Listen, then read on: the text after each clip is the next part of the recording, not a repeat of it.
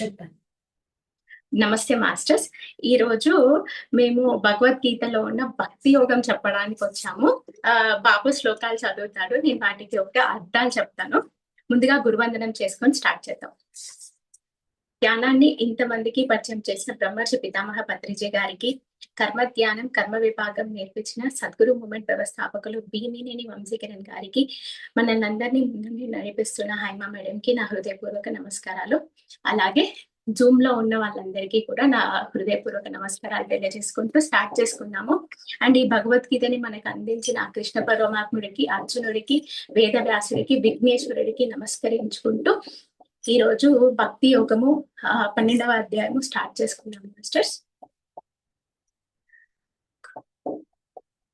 Thank you, Vamsi sir. Thank you, Haima madam. Thank you, my mother. Gurur Brahma, Gurur Vishnu, Gurudevo Maheshwara, Guru Sakshat Parabrahma, Tasmai Shri Gurave Namaha. Om Shanti Shanti Shanti. Okay, so మనకి ఆ విశ్వరూప మనకి భక్తి యోగం ఎప్పుడు వస్తుంది అంటే ముందు విశ్వరూప దర్శన యోగం తర్వాతకి మనకి భక్తి యోగం స్టార్ట్ అవుతుంది. అయితే ఏంటంటే అర్జునుడు భక్తిని మరింత వికసింప చేయటానికి శ్రీకృష్ణుడు తన యొక్క విభూతులను వివరించి ఉన్నాడు. సో అలా వివరించినప్పుడు అప్పుడు అర్జునుడు అడుగుతాడు, నేను అర్హుడని నేను భావిస్తే మీరు నాకు మీ యొక్క విశ్వరూపాన్ని దర్శింప చేయండి అని అర్జునుడు అడుగుతాడనమాట. సో మునుపు ఎన్నడూనూ చూడని ఆశ్చర్యకరమైన ఈ రూపమును గాంచి మిక్కిలి సంతసించి తిని, కాని భయముచే నా మనస్సు కలవరిపాటు పొందినది కనుక దేవేశ చతుర్భుజ యుక్తుడవై విష్ణు రూపము తోడనే నాకు దర్శనమివ్వు. అంటే నీ యొక్క విశ్వరూపాన్ని చూసినప్పుడు నాకు చాలా కలవరంగా ఉంది.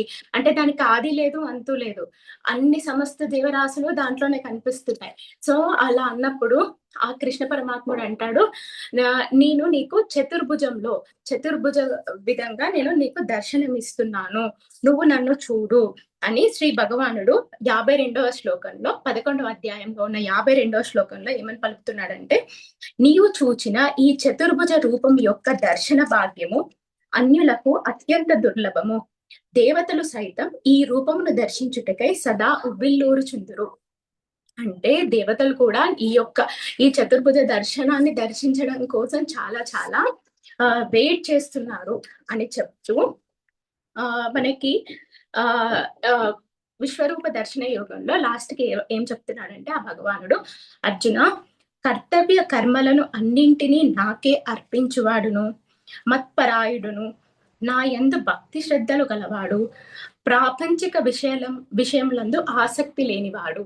అంటే ఎప్పుడు నాకు ఇది కావాలి అది కావాలి అని అడిగేవాడు కాకుండా ఏ ప్రాణి అందును ఏ మాత్రమో వైరభావము లేనివాడు, అంటే అన్ని ప్రాణులను సమానంగా చూసుకునేవాడు, అనన్య పరమ భక్తుడు మాత్రమే నన్ను పొందగలడు అని పరమాత్ముడు చెబుతూ ఆ విశ్వరూప దర్శన యోగాన్ని ముగిస్తున్నారు.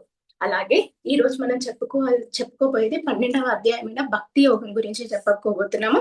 సో ఈ భక్తి యోగం అనేది ఎలా స్టార్ట్ అవుతుందంటే, దైవం పట్ల విశ్వాసం పెంచుకోవడానికి ఏం చేయాలి అని అర్జునుడికి వస్తుంది, ఒక క్వశ్చన్ వస్తుంది. సో అర్జునుడి యొక్క క్వశ్చన్ తోటి మనకి భక్తి యోగం స్టార్ట్ అవుతుంది. సో మనం ఫస్ట్ మొదటి శ్లోకం చూద్దాము. अथ द्वादशोऽध्यायः भक्तियोगः। अर्जुन उवाच एवं सततयुक्ताये भक्तास्त्वां पर्युपासते ये चाप्यक्षरमव्यक्तं तेषां के योगवित्तमाः। సో మనకి మొదటి శ్లోకంలో అర్జునుడు ఏమని అడుగుతున్నాడంటే, ఓ కృష్ణ, అనన్య భక్తితో పూర్వోక్త రీతిగా నిరంతరము నిన్నే భజించుచు ధ్యానించుచు పరమేశ్వరుడైన నీ సగుణ రూపమును ఆరాధించువారును, కేవలము అక్షరుడవగు సచ్చిదానంద ఘన నిరాకార పరబ్రహ్మవైన నిన్ను అత్యంత భక్తి భావముతో సేవించు వారును కలరు. సో మనకి 2 రకాల మనుషులు కలరు. ఒకరేంటిది సగుణ రూపాన్ని పూజించేవారు, ఒకటి నిర్గుణ రూపాన్ని పూజించేవారు. సగుణ రూపం అంటే ఆ యొక్క రూపానికి ఒక రూపము, రంగు, ఒక ఆకారము ఉండే రూపము. అలాగే నిర్గుణ రూపం అంటే చైతన్యానికి కనెక్ట్ అయ్యేవారు. సో పరబ్రహ్మమైన నిన్ను అత్యంత భావంతో సేవించువారును సచ్చిదానంద ఘన నిరాకార రూపం అంటే నిర్గుణ రూపంలో కూడా నిన్ను అత్యంత భక్తి భావంతో నిన్ను సేవించవారును కలరు. సో ఈ 2 విధాల ఉపాసకులలో అత్యుత్తమ యోగవదులెవరు? సో నీ యొక్క సాకార రూపము పట్ల స్థిరముగా భక్తిలో ఉండేవారు మరియు నిరాకార బ్రహ్మని ఉపాసించేవారు 2 రకాల వ్యక్తులు కలరు, 2 రకాల మనుషులు కలరు. సో వాళ్ళలో అత్యుత్తమ యోగ విధులెవరు అని అర్జునుడి యొక్క క్వశ్చన్ తో మనకి భక్తి యోగం అనేది స్టార్ట్ అవుతుంది మాస్టర్స్. సో తర్వాత 2వ శ్లోకాన్ని చూద్దాం. శ్రీ భగవానువాచ మయ్యావేశ్య మనో యే మాం నిత్యయుక్తా ఉపాసతే శ్రద్ధయా పరయోపేతాః తే మే యుక్తతమా మతాః. సో ఇక్కడ భగవానుడు ఏం చెప్తున్నాడంటే, భగవానుడు పలికాడు, అరే పట్టుకోమ్మ ఇది పడిపోతుంది, okay fine, yeah thanks.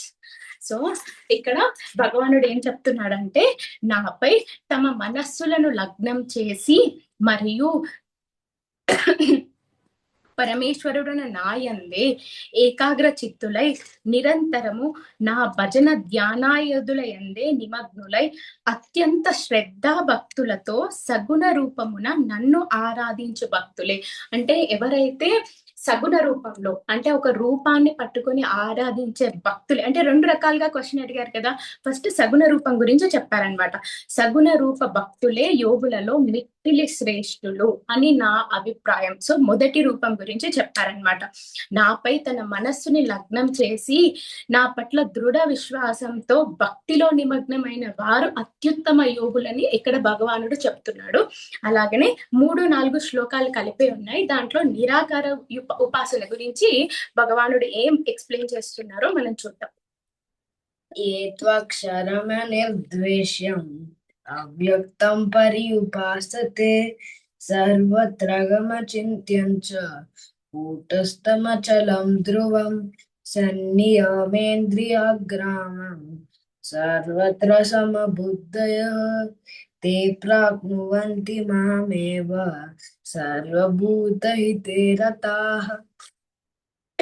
So ఈ 3-4 శ్లోకాల్లో భగవానుడు మనకి ఏం చెప్తున్నాడో చూద్దాము.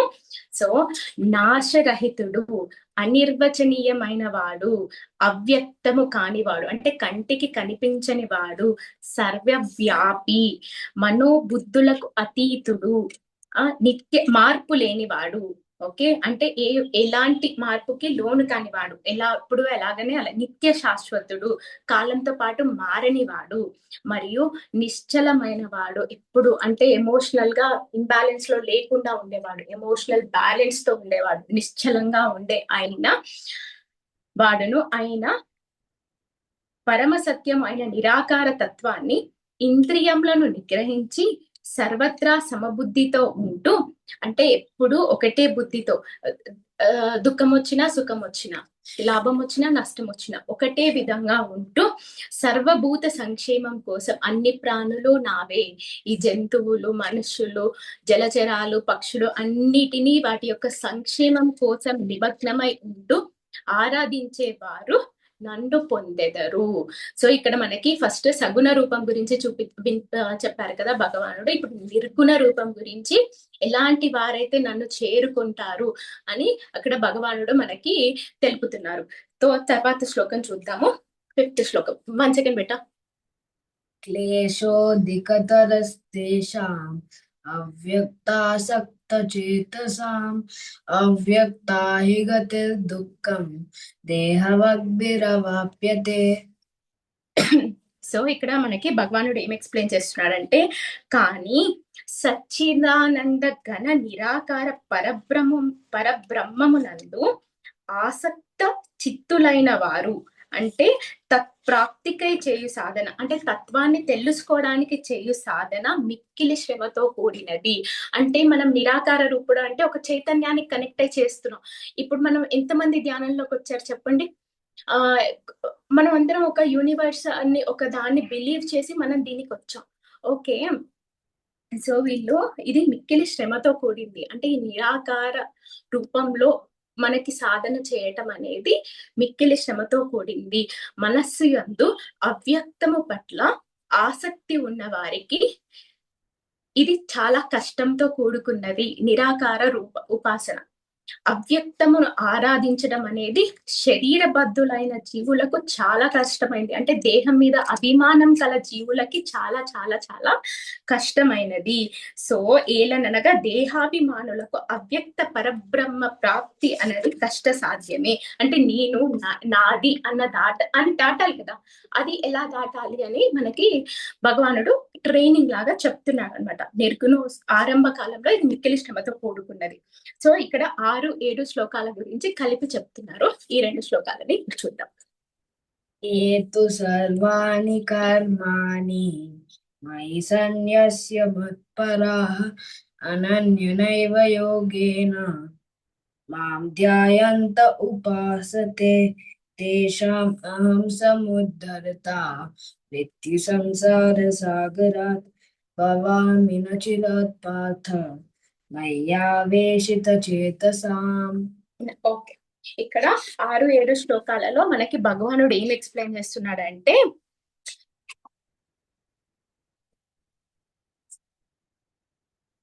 ఎప్పటికీ అటు ఇటు మూవ్ చేస్తున్నాడు కష్టంగా కానీ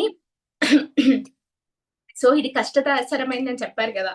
కానీ మత్పరాయణులైన ఏ భక్తులు కర్మలన్నింటినీ నాయందే అర్పించి నా సగుణ పరమేశ్వర రూపముని అనన్య భక్తి యోగముతో సంతతము అంటే నిత్యము చింతన చేయుతూ భజించుచుందురో, సో ఎవరైతే వారు చేసే ప్రతి కర్మలని నాకే సమర్పిస్తూ నన్నే పరమ లక్ష్యముగా భావించు, అంటే నేను ఆ భగవంతుని చేరుకోవటమే ఒక లక్ష్యముగా భావిస్తూ నన్నే ఆరాధిస్తూ అనన్య భక్తితో నా మీదే ధ్యానం చేసే వారికి ఓ పార్థ, ఇక్కడ 7వ శ్లోకంలో చెప్తున్నారు, ఓ అర్జున, నాయందే లగ్న మనస్కులైన అట్టి పరమ భక్తులకు, నాయందే మనస్సు కేంద్రీకరించిన అట్టి భక్తులకు నేను శీఘ్రముగానే మృత్యురూప సంసార సాగరము నుండి ఉద్ధరించగను.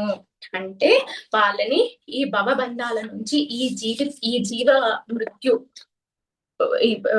అంటే పునరపి జననం పునరపి మరణం అంటారు కదా, దాని నుంచి నేను త్వరగానే విముక్తి చేసేదను అని మనకి ఇక్కడ భగవాను చెప్తున్నాడు. అలాగనే మనం ఇంకా కొన్ని పాయింట్స్ తెలుసుకుందాం దీంట్లో. మనస్సుని బుద్ధిని భగవంతుని అందే లగ్నమునర్చి భగవదుపాసన చేసు వారికి భగవానుడు తత్క్షణమే జనన మరణ చక్రము నుంచి శాశ్వతంగా విముక్తి మునర్చి భగవత్ ప్రాప్తి కలిగించును, లేదా వారు మరణించిన పిదప తన పరంధామమును చేర్చును, తన పరంధామమునకు చేర్చును అని అక్కడ మనకి భగవానుడు చెప్తున్నాడు. ఫస్ట్ ఏంటి, ఎవరు బెటర్ అని అడిగితే సగుణం బెటరా నిర్గుణం అంటే చైతన్యానికి కనెక్ట్ అవడం బెటరా రూపం ఆరాధించడం బెటరా. సో ఎవరైతే రూపానికి కనెక్ట్ అవుతున్నారో వాళ్ళు మిక్కిలి శ్రేష్ఠులు అని చెప్పారు. అలాగే నిర్గుణ భక్తులకి అంటే నిరాకార రూపంతో చేసే వాళ్ళ గురించి కూడా చెప్తూ అలా చేయటం, ఈ దేహం మీద అభిమానం ఉన్న వాళ్ళకి అలా చేయడం కొంచెం కష్టమైన పనే అని చెప్తూ, సో ఎవరైతే వారి యొక్క కర్మలని అన్నిటినీ నాయందే అర్పిస్తారో వాళ్ళకి ఈ మార్గము ఈజీ ఇలా చెప్తూ ఇంకా కొన్ని ఎలా మనము పరమాత్మని చేర్చుకోవచ్చు, ఎలా యొక్క భగవంతుని యొక్క విశ్వాసం పెంచుకోవచ్చు అనే వాటి మీద. ఎందుకంటే అల్టిమేట్ ఒక శక్తి ఉంటది, ఆ శక్తి మనల్ని నడిపిస్తుంది అని మనం నమ్ముతాం కదా, దాన్ని ఎలా చేరుకోవచ్చు, ఆ యొక్క విశ్వాసాన్ని ఎలా పెంపొందించుకోవచ్చు అని ఇక్కడ భగవానుడు అర్జునుడు అడిగే ప్రశ్నకి చెప్తున్నాడు. అలాగే మనము 8వ శ్లోకం చూద్దాం. మయ్యేవ మన ఆదత్స్వ మయి బుద్ధిం నివేశయ నివశిష్యసి మయ్యేవ అత ఊర్ధ్వం న సంశయః.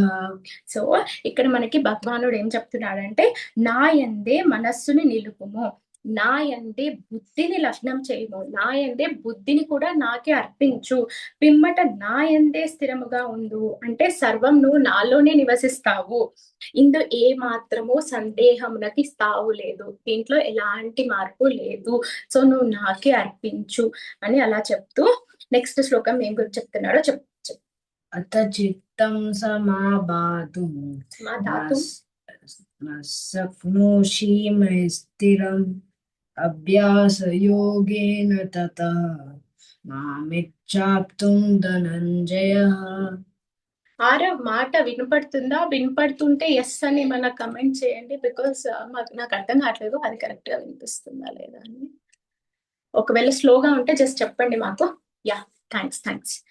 సో ఇక్కడ 9వ శ్లోకంలో ఏం చెప్తున్నారంటే, ఒకవేళ నీవు మనస్సును నాయందే నిశ్చలంగా లగ్నం చేయలేకపోతే, సో మనకేమడిగిండ్రు, మొత్తం అంతా మనస్సునంతా నా మీదనే కేంద్రీకరించి నువ్వు నీ కర్మఫలాలన్నిటి అంటే నా యందే లగ్నం చేయమని నిరాకార రూపులకు చెప్పారు కదా, అలాగనే నిరాకార ఉపాసకులకు చెప్పారు కదా, అలాగనే ఇంకొక వేళ నువ్వు నా యందు లగ్నం చేయలేకపోతే, నీ మనస్సు సుస్థిరంగా నా యందే నిలుపుటకి నీవు సమర్థుడవి కానిచో అర్జున, అభ్యాస యోగము ద్వారా నన్ను పొందుటకు ప్రయత్నించుము. సో ఆ ప్రాపంచిక విషయాల నుంచి నువ్వు తప్పుకోలేకపోతున్నావు, మనస్సుని నిరంతరం ప్రాపంచిక విషయాల నుంచి నిగ్రహిస్తూ నన్ను భక్తితో స్మరించడానికి నువ్వు అభ్యాసము చేయము. అంటే అభ్యాస యోగం గురించి నెక్స్ట్ అంటే మనము ఒకటి అడుగుతున్నాం, ఇది చేస్తావా, ఇది చేయలేవా, సో నెక్స్ట్ ఆప్షన్ ఇస్తున్నారు అనమాట. సో నెక్స్ట్ ఏంటిది 10వ శ్లోకం. అభ్యాసేప్య సమర్థోసి మత్కర్మ పరమో భవ మతల్దమపి కర్మాణి కుర్వన్ సిద్ధిమపాప్స్యసి. సో ఇక్కడ అభ్యాస యోగం గురించి కొన్ని ఎగ్జాంపుల్స్ ఎలా చెప్తున్నారంటే, ఒక నామ జపం కానీ, ఒక స్థిరంగా ఒక ధ్యానం అంటే మన ఉచ్ఛ్వాస నిశ్వాసాలని సాధన చేయడం ద్వారా మీరు నన్ను చేరుకోవచ్చు, దైవం పట్ల విశ్వాసాన్ని మీరు పెంచుకోవచ్చు అని చెప్తూ కొన్ని ఎగ్జాంపుల్స్, అంటే ఇంతకు ముందు దాంట్లోనే కొన్ని మనకి ఇక్కడ కొన్ని ఎగ్జాంపుల్స్ లాగా చెప్తున్నారు. ఎలా అంటే ఇటువంటి సంచరించు మనస్సును ఇష్ట దైవము వైపునకు మరల్చవలెను, పిమ్మట ఆ ఇష్ట దైవమును మానసికంగా కానీ, విగ్రహము చిత్రపటము ద్వారా కానీ, నామజపము ద్వారా కానీ ధ్యానించుచు భక్తి శ్రద్ధలతో మరల మనస్సును ఏకాగ్రమునర్చుటకు ప్రయత్నించుట. సో అలాగనే స్వాభివకంగా ఉచ్ఛ్వాస నిశ్వాసములతో పాటు భగవన్ నామ జపమును నిత్యము నిరంతరము కొనసాగించుటకు ప్రయత్నించుట. సో ఇట్లా కొన్ని అభ్యాస యోగం, మీరు ఇలా కూడా అభ్యాస యోగాన్ని చేయొచ్చు అని చెబుతూ మనకి 10వ శ్లోకంలో ఏమని ఎక్స్ప్లెయిన్ చేస్తున్నారు. ఓకే, నేను అభ్యాస యోగం చేయమన్నా, అభ్యాస యోగం కూడా నువ్వు చేయడానికి అసక్తుడవైనతో, అంటే నీకు ఆసక్తి లేకపోతే మత్పరాయణుడవై కర్మలను ఆచరించుము, అంటే నా కోసమే పనులను చేయటానికి ప్రయత్నం చేయము. ఈ విధంగా భక్తి యుక్త సేవ చేయటం ద్వారా నీవు పరిపూర్ణ స్థాయికి చేరుకోగలవు. ఓకే, అంటే మీరు కర్మలను అంటే పనినే దైవంగా భావించి జీవించు. Work is worship. నువ్వు చేసే పనిలోనే దైవంగా భావించి, నువ్వు నా అభ్యాస యోగం చేయలేకపోతున్నావు, సో నీ పనినే నువ్వు దైవంగా భావించి నువ్వు భక్తి యుక్త సేవ చేయటం ద్వారా నీవు పరిపూర్ణ స్థాయికి చేరుకోగలవు అని మనకి భగవానుడు చెప్తున్నాడు. ఇప్పుడు 11వది.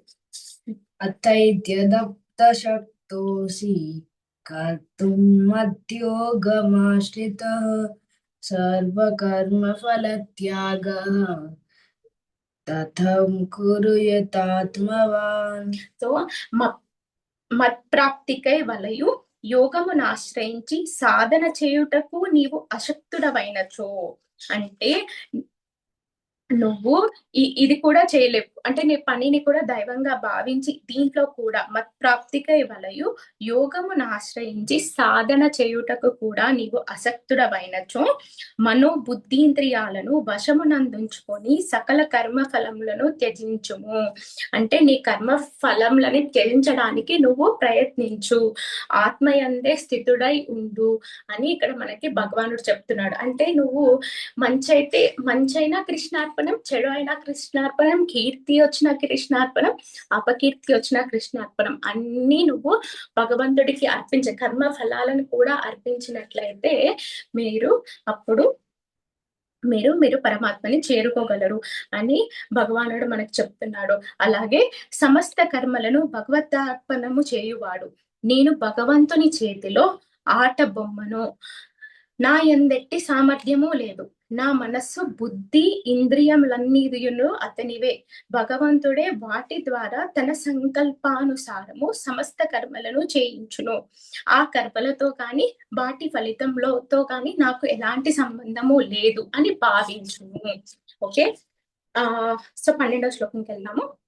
శ్రేయో విజ్ఞానం అభ్యాసాత్ జ్ఞానాధ్యానం విశిష్యతే ధ్యానాత్ కర్మఫల త్యాగాచాంతిరనంతరం. ఓకే, తత్వము నెరుంగకయే చేయు అభ్యాసము కంటేను జ్ఞానము శ్రేష్టము. అంటే మీకు యాంత్రికమైన అభ్యాసము, ఓకే, తత్వం తెలియకుండా, ఎసెన్స్ తెలియకుండా మీరు చేసే అభ్యాస యోగం కంటే జ్ఞానము అనేది శ్రేష్టము. కేవలము పరోక్ష జ్ఞానము కంటేను అనగా అనుభవరహిత జ్ఞానము కంటేను పరమేశ్వర స్వరూప ధ్యానము శ్రేష్టము. అంటే అనుభవాలు లేకుండా చేసే ధ్యానం కంటే మనకేమంటున్నారు, పరమేశ్వర స్వరూప ధ్యానము శ్రేష్టం. అంటే దీన్ని గుడ్డిగా ఫాలో అవద్దు, మీ అనుభవాలను మీరు నమ్మండి. ఓకే, ధ్యానము కంటేను కర్మఫల త్యాగము మిక్కిలి శ్రేష్టమైనది.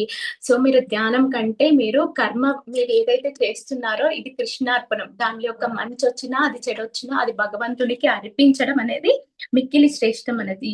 ఏలననగా త్యాగము వలన వెంటనే పరమశాంతి లభించును. ఓకే, మనం జస్ట్ కర్మం చేయాలంతే, దాని యొక్క ఫలితాన్ని విడిచిపెట్టాలి. అది మంచైనా చెడైనా మన యొక్క కర్మలను చేస్తూ పోయి దాని యొక్క ఫలితాన్ని వదిలిపెట్టండి అని ఇక్కడ మనకి భగవానుడు చెప్తున్నాడు. ఓకే, సో ఇక్కడ 13 నుంచి 20 శ్లోకాల వరకు భగవంతుడు ఏం చెప్తున్నాడంటే ఆయనకి ప్రియమైన వారుగా ఎవరు పరిగణింపబడతారు అంటే మనకి ఇప్పటి వరకు చెప్పారు కదా, ఏ విధంగా మీరు భగవంతుని పరమాత్మని చేర్చుకోవచ్చు, ఏ విధంగా మీరు యొక్క విశ్వాసం పెంచుకోవచ్చు ఆ భగవంతుడి మీద అని చెబుతూ, సో 13 నుంచి 20 శ్లోకాల్లో ఆయన యొక్క ప్రియమైన వారు ఎవరు అన్నది మనకి ఎక్స్ప్లెయిన్ చేస్తున్నారు. ఇక్కడ 13, 14 శ్లోకాలు కలిపే ఉన్నాయి. అద్వేష్ట సర్వభూతానాం మైత్ర కరుణ ఏవ చ నిర్మమో నిరహంకారః సమదుఃఖ సుఖక్షమి సంతుష్ట సతతం యోగి యతాత్మా దృఢ నిశ్చయః మయర్పితమనో బుద్ధిః యో మద్భక్తః స మే ప్రియః. సో దీంట్లో ఏం చెప్తున్నాడంటే ఏ ప్రాణి యందును ద్వేష భావము లేనివాడు, ఎవరిని ద్వేషించని వాడు, అందరూ నా వాళ్ళే అని భావించేవాడు, ప్రతి ఒక్కరిని సేమ్ గా చూసేవారు, పైగా సర్వ ప్రాణుల యందలు అవ్యాజ్యమైన ప్రేమ, అంటే ఫలాపేక్ష లేని ప్రేమ, ఏదో ఆశించి వచ్చే ప్రేమ కాకుండా ఉండేవాడు, కరుణ కలవాడు, మమతాహంకారములు లేనివాడు, సుఖము ప్రాప్తించినను దుఃఖము ప్రాప్తించను సమభావము కలిగి ఉండువాడు. అంటే సుఖం వచ్చినా దుఃఖం వచ్చినా మనకి ఒకటే feeling, okay this shall to pass అంటారు కదా, అంటే ఇది కూడా వెళ్ళిపోతుంది, సుఖం వచ్చింది వెళ్ళిపోతుంది, దుఃఖం వచ్చింది కూడా వెళ్ళిపోతుంది. క్షమాగుణము కలిగేవాడు, అంటే క్షమ అడిగేవాడు, క్షమ ఇచ్చేవాడు. సో అందరికి కూడా కలిగేవాడు, అపరాధికిని అభయమును ఇచ్చువాడు. అంటే మనకి ఎవరైనా నష్టం చేశారు, ఏదైనా బాధ పెట్టారు, కానీ వాళ్ళకి కూడా హెల్ప్ చేసేవాడు, సర్వకాల సర్వాస్తలయందును సంతుష్టుడయ్యుండు యోగియు. అంటే తృప్తితో భక్తితో ఉండేవాడు, శరీరేంద్రియ మనస్సులను వశమునందుంచుకునిన వాడును, అంటే ఆత్మ నిగ్రహంతో ఉండేవాడు, నాయందు దృఢ నిశ్చయము కలవాడు. ఓకే. దృఢ సంకల్పం కలవాడు, సంతృప్తితో ఉండేవాడు. ఇక్కడ చెప్పాడు సర్వకాల సర్వావస్థలందు సంతుష్టుడై ఉండు వాడు. మనకి యక్ష ప్రశ్నల్లో అడుగుతారనమాట. యక్షుడు ఎవరిని? ధర్మరాజుని. అన్నిటికన్నా సంతోషంగా ఉండేవాడు ఎవరు అని అడుగుతారు. అంటే ఆత్మ సంతృప్తితో ఉండేవాడు. కొంతమందికి కొన్ని కోట్లు ఉంటాయి, చాలా పెద్ద పెద్ద కార్లు ఉంటాయి, కానీ ఆత్మ సంతృప్తి లేనిది వేస్ట్ కదా. సో ఉన్న దానితో సంతోషంగా ఉండేవాడు. అయినా నాయందే మనోబుద్ధులకు అర్పణ చేసేవాడు, నాయందే అన్నిటినీ అర్పించేవాడు, నా భక్తుడు నాకు ప్రియుడు. సో వాళ్ళని నేను ప్రియమైన వారిగా పరిగణిస్తాను అని చెప్తూ నెక్స్ట్ శ్లోకాలలో ఏం చెప్తాడో చూద్దాం. యస్మానో ద్విజతే లోకో లోకానో ద్విజతే చయః హర్షమర్షభయోద్వేగైః ముక్తో యస్స చ మే ప్రియః. సో ఇక్కడ లోకమున ఎవరికి ఉద్వేగము కలిగించని వాడు, అంటే క్షోభని కలిగించని వాడు, ఎవరి వలను తాను ఉద్వేజితుడు కానివాడు. అంటే ఎవరు మనల్ని కొంచెం పోక్ చేయాలని చూస్తా ఉంటారు, మనల్ని ఆడుకునేటప్పుడు ఉంటుంది, పోక్ చేయాలని చూస్తూ ఉంటారు. సో అట్లాంటప్పుడు ఉద్వేగమునకు గురి కానివాడు, హర్షము, ఈర్ష, భయము, ఉద్వేగము, మున్నగు వికారములు లేనివాడు అగు భక్తుడు నాకు ప్రియుడు. అంటే సుఖాల్లో, దుఃఖాల్లో, లాభాల్లో, నష్టాల్లో ఈ భయము, ఉద్వేగము, ఇలాంటి వాటి అన్ని వికారములు అంట. ఇవన్నీ వికారములు. ఏంటిది? ఈర్ష, భయము, ఉద్వేగము, యాంగ్జైటీ. సో ఇవన్నీ వికారములు లేనివాడు అగ్గువాడు, అలాంటి భక్తుడు నాకు ప్రియుడు. సో ఎమోషనల్ బ్యాలెన్స్ లో ఉండేవాడు, ఎమోషనల్ ఇంబ్యాలెన్స్ గా కానివాడు. సో వాళ్ళు నాకు నా యొక్క ప్రియ భక్తులు అని చెప్తున్నారు. 60. అనాపేక్ష శుచిర్దక్ష ఉదాసీనో గతవ్యతః సర్వారంభ పరిత్యాగి యో మద్భక్తః స మే ప్రియః. సో ఏ మాత్రము కాంక్ష లేని వాడును, అంటే ప్రాపంచిక విషయాల పట్ల ఏ విధమైన కాంక్ష లేని వాడును, శరీరేంద్రియములందు శుచి అయి ఉన్నవాడు, అంటే లోపల బయట అంతర్శుద్ధి బాహ్య శుద్ధి, సో అన్నిట్లోనూ శుచి అయి ఉన్నవాడు, దక్షుడను. ఇక్కడ దక్షుడు అంటే ఏంటిదంటే, దక్షత అంటే ఏంటంటే మానవ జన్మ లక్ష్య సాఫల్యములకు తగిన కృషి యునర్చుచు సిద్ధిని సాధించుటయే దక్షత అగును. సో అలా దక్షుడును, పక్షపాత రహితుడు, అంటే నీది నాది తారతమ్య భేదం లేనివాడు, ఎట్టి దుఃఖములకు చెలింపని వాడు. ఓకే, కష్టం వచ్చింది సో దానికి కూడా చెల్లించని వాడు. ఓకే, ఆయన సమస్త కర్మలయందును కర్తృత్వాభిమానములు లేనివాడు, అంటే నేనే చేశాను, నేనే చేయగలను, ఇది నేను మాత్రమే చేయగలను అంటే నీకు అభిమానం ఉండాలి, నీ మీద నీకు కాన్ఫిడెన్స్ ఉండాలి. సో కానీ నేనే చేయగలను అనే ఒక అహంకారము అది ఉండకూడదు, లేనివాడు అగి భక్తుడు నాకు ప్రియుడు అని ఇక్కడ మనకి భగవానుడు చెప్తున్నాడు. అలాగనే 17వ శ్లోకం ఏంటిదో చూద్దాం. యో న హృష్యతి న ద్వేష్టి న శోచతి న కాంక్షతి శుభాశుభ పరిత్యాగి భక్తిమాన్ యస్స మే ప్రియః. సో 17వ శ్లోకం ఏం చెప్తున్నారంటే, ఇష్ట వస్తు ప్రాప్తికి లొంగిపోని వాడును, అంటే లౌకిక సుఖాల పట్ల ఉన్న ఇప్పుడు మనం ఎప్పటి నుంచో ఏదో ఒక కోరిక కోరుకుంటున్నాం, అది మనకు వచ్చింది. ఎప్పటి నుంచో ఇల్లు కావాలని కోరుకుంటున్నాం, అది మనకు వచ్చింది. సో అలా వచ్చిన వెంటనే పొంగిపోకుండా ఉండేవాడు. ఓకే, దేని అందును ద్వేషభావము లేనివాడు. ఓకే, ప్రాపంచికంలో వచ్చే కష్టాల వల్ల ద్వేషభావం లేకుండా, okay this shall to pass, ఇది కూడా వెళ్ళిపోతుంది. దేనికి శోకింపని వాడు, దేనిని ఆశింపని వాడు, దేన్ని శుభాశుభ కర్మలను త్యజించిన వాడును. ఓకే, శుభాశుభ కర్మములు అంటే మనకి ఒక ఫీలింగ్స్ కొన్ని ఉంటాయి కదా, రాహుకాలంలో పని చేయకూడదు, తుమ్మితే బయటకు వెళ్ళకూడదు, పిల్ల ఎదురొస్తే మళ్ళీ కూర్చొని వెళ్ళాలి, నక్కతోక తొక్కితే చాలా చాలా అదృష్టం అని కొన్నిటివి కొన్నిటిని నమ్ముతాం. అలాగనే వితంతువులు ఎదురొచ్చిన అట్లాంటివి కూడా త్యజించిన వాడు. ఆయన భక్తుడు నాకు ప్రియుడు. సో అన్నిటిని ఆ భగవానుడే చూసుకుంటాడు అనే ఒక ఎరుకతో మనం ఎప్పటికీ ఉండాలి. సో 18వ శ్లోకం. 18, 19 కలిసి ఉన్నాయి కదా. యా. समाशत्रौ च मित्रे च तथा मानापमानयोः शीतोष्णसुखदुःखेषु समासङ्गविवर्जितः तुल्यनिन्दस्तुतिर्मौनी सन्तुष्ट येन केनचित् స్థిరమతిః స్థిరమతిః భక్తిమాన్ మే ప్రియో నరః. సో ఇక్కడ 18వ శ్లోకంలో ఏం చెప్తున్నాడంటే, శత్రువుల ఎడను మిత్రుల ఎడను సమభావగమంతో మెలుగువాడును. మానములు అంటే గౌరవము అవమానము రెండిటిని ఒకే విధంగా తీసుకునేవాడు. శీతోష్ణములు ఎండ చలి వర్షం అన్నిటిని, మనకి ఎండాకాలం వస్తే అబ్బా ఎప్పుడైపోతుందిరా బాబు సమ్మర్ అనిపిస్తుందా లేదా? ఆ వర్షం పడితే బట్టలు ఎలా ఆడతాయి, చలి. సో వీటన్నిటిని ఒకేలా తీసుకునేవాడు. సుఖ దుఃఖములు మొదలగు ద్వంద్వములను సమానంగా స్వీకరించేవాడు. అంటే అన్నిటికీ కాయిన్ కి 2 సైడ్స్ ఉంటాయి కదా, అన్నిటిని సేమ్ గా తీసుకునేవాడు. ఆసక్తి రహితుడు. ఓకే. అలాగనే నిందాస్థుతులకు చెల్లించని వాడు. దూషణలని అలాగే తీసుకోవాలి, పొగడ్తలని అలా తీసుకోవాలి, అలాగే తీసుకునేవాడు. మననశీలనుడు. శరీర నిర్వహణకై లభించిన దానితోడనే తృప్తి పడేవాడు. అంటే మన యొక్క బాడీ మెయింటైన్ అవ్వడానికి కోసం ఏది ఉంటే అది తిందాము అనుకునే, అంటే ఇది కొంచెం కష్టం. సో అలాంటి వాళ్ళు మనకి భగవాన్ ఎలా చెప్తున్నాడు అంటే, అలాంటి వాడు.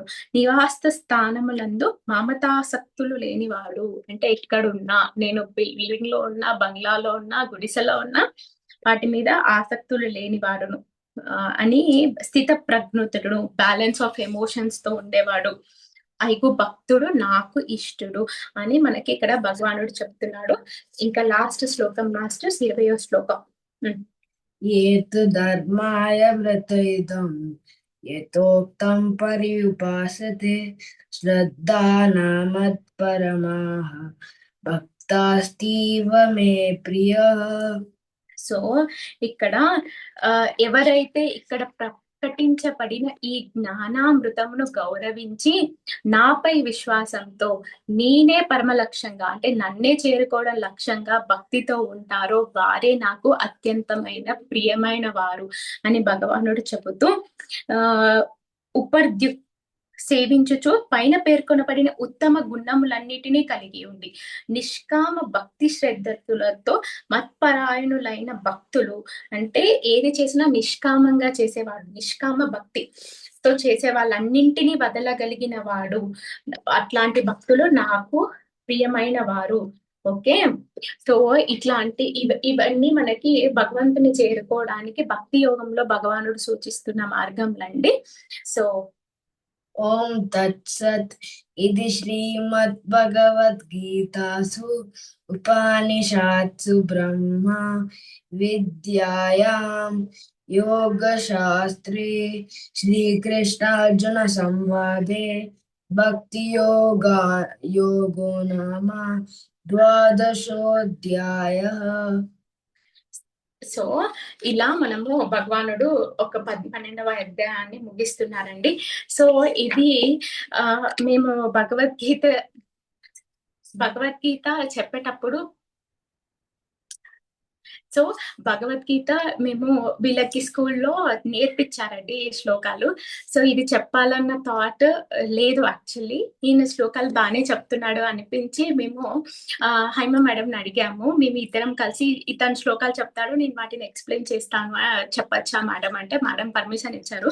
సో దీంట్లో నేను ఎక్స్ప్లెయిన్ చేయడంలో ఏదైనా తప్పులున్నా, తను చదవడంలో ఉచ్చరించడంలో ఏదైనా తప్పులున్నా అది ఒక మా అజ్ఞానంగా భావిస్తూ మాకు ఈ అవకాశం ఇచ్చిన హైమ మేడంకి మరొకసారి థ్యాంక్ యూ. మాకు ఈ స్పాట్ ఇచ్చిన రాధిక మేడంకి మరొకసారి thank you. So and also నేను ఈ యొక్క భగవద్గీతని ఇప్పుడు కొన్నానండి, ఒక 2 months అవుతుంది. అండ్ దీని మీద ఒక ఆసక్తి రావడానికి నాకు మణిమాల మేడం క్లాసెస్ కూడా కారణము. కానీ నేను ఎప్పుడు చదవలేదు, ఈ సందర్భంగా చదివే అవకాశం వచ్చింది. సో నేను ఇది కంటిన్యూ చేయాలనుకుంటున్నాను. భగవద్గీత నుంచి రోజు కొంచెం చదవాలని అనుకుంటున్నాను. సో ఈ విధంగా ఇది ఓపెన్ చేయడానికి అవకాశం వచ్చింది. సో నేను డైరెక్ట్ గా భక్తి యోగం మాత్రమే చదివాను దీంట్లో ఏదైనా తప్పులు ఉంటే క్షమించగలరు. మాకు ఈ అవకాశం ఇచ్చినందుకు హైమ మేడంకి మరొకసారి థ్యాంక్ యూ. सर्वे भवन्तु सुखिनः, सर्वे सन्तु निरामया, सर्वे भद्राणि पश्यन्तु, मा कश्चित् दुःखभाग् भवेत्. ओम शांति शांति शांति. Thank you masters. Thank you.